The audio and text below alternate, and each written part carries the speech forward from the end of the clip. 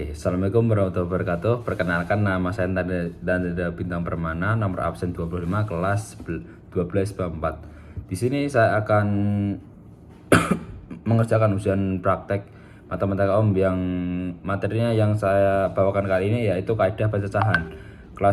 Materi kelas 12 semester kedua.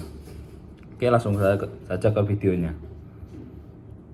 Oke, pertama kali yang saya akan bahas dari materi kaidah pencacahan yaitu sejarahnya. Sejarah kaidah pencacahan yaitu berawal pada tahun 1654, yaitu seorang penjudi yang bernama Charles de Mere yang menemukan sistem perjudian. Ketika Charles kalah dalam berjudi, dia meminta temannya Parsifal di tahun 1623 sampai 1662 untuk menganalisis sistem perjudiannya.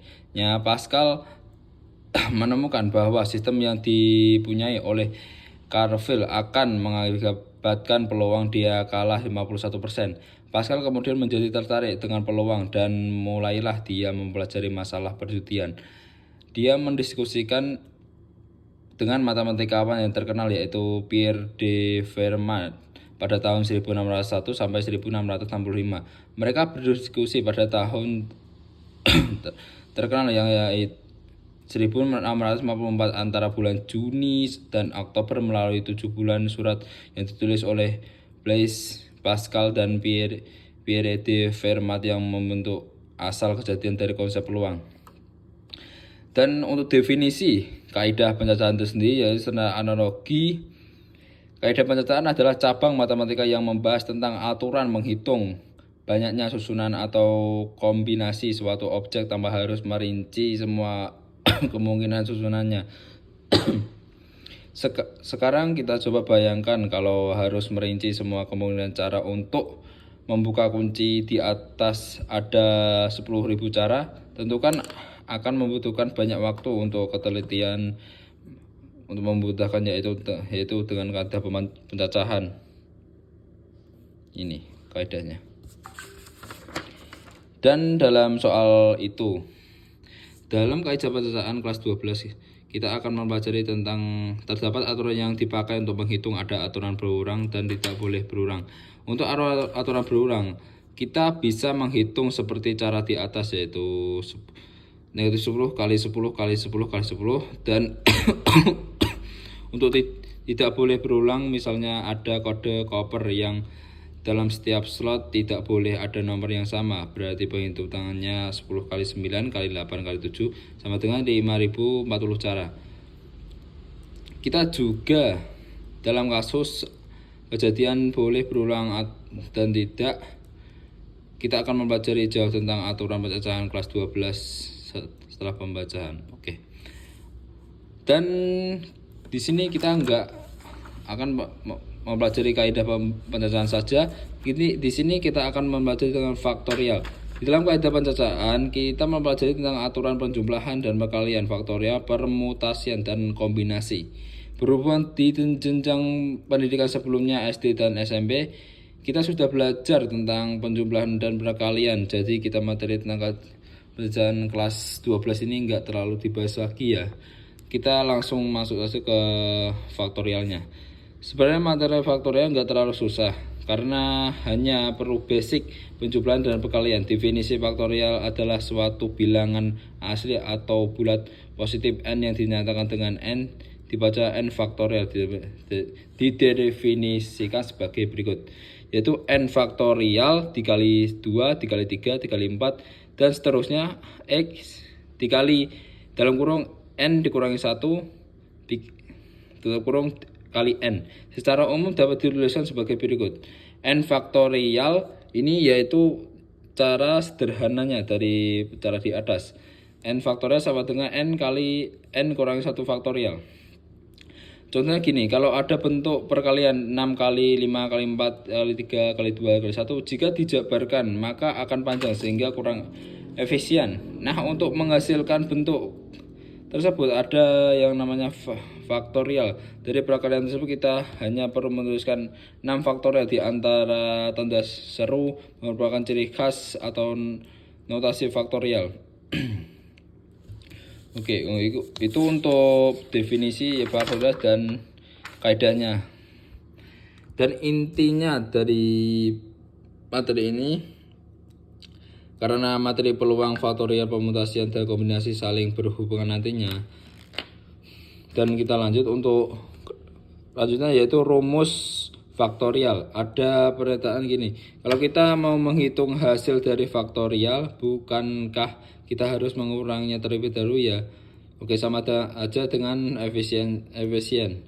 Apapun yang berikut kita buktikan sendiri. Kita gunakan cara pertama, yaitu mengurangi satu persatu terlebih dahulu, yaitu 9 faktorial per 6 faktorial, yaitu 9 kali seterusnya sampai kali 1, dan per 6 seterusnya kali 1, sama dengan 362.880 per 720, sama dengan 504.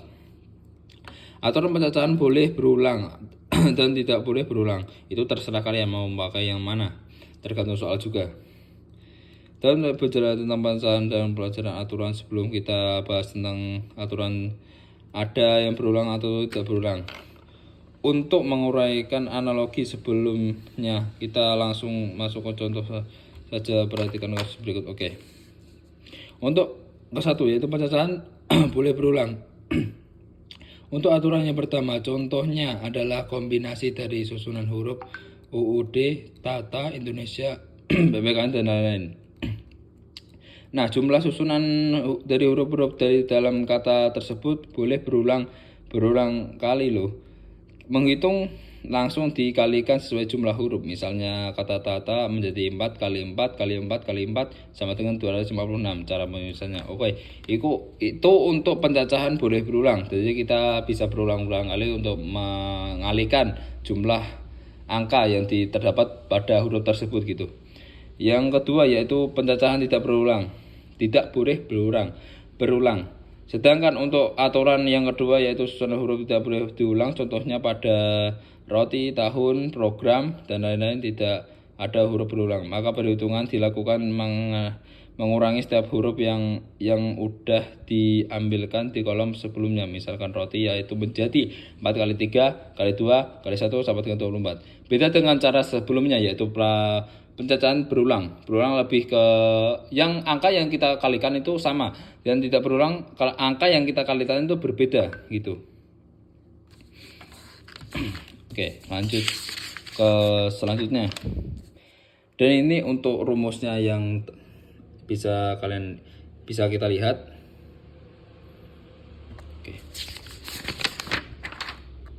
Oke, tadi kita telah mempelajari tentang kaidah pencacahan dan apa itu faktorial gitu. Dan untuk penutupan video kali ini sebelum itu kita akan membahas contoh soal kaidah pencacahan. Contoh soalnya yang ada 3, bisa kita pilih terserah. Oke, langsung ke soal saja. Oke, untuk soal pertama yaitu contoh soal kaidah pencacahan, yaitu nomor 1, banyak susunan berfoto berjajal untuk 3 pasang pemain bulu tangkis ganda dengan tidak ada setiap pemain dan pasangannya berdekatan adalah bisa kita pilih A ataupun sebagainya. Oke. Untuk pembahasannya sudah ada. Untuk menyelesaikan soal di atas, kita coba menyederhanakan masalah yang menjadi yaitu banyak susunan berfoto yaitu untuk 33 pasang. Untuk 3 pasang pemain bulu tangkis. Ini salah tulis.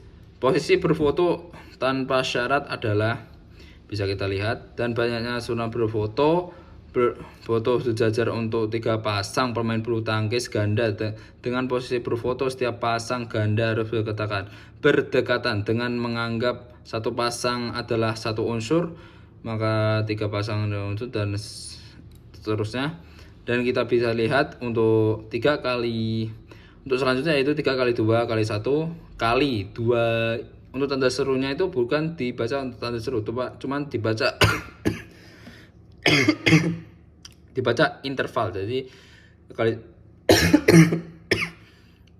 kali 2 interval kali 2 interval kali 2 interval sampai dengan 483, dan dikali lagi untuk selanjutnya. Dan untuk terakhirnya yaitu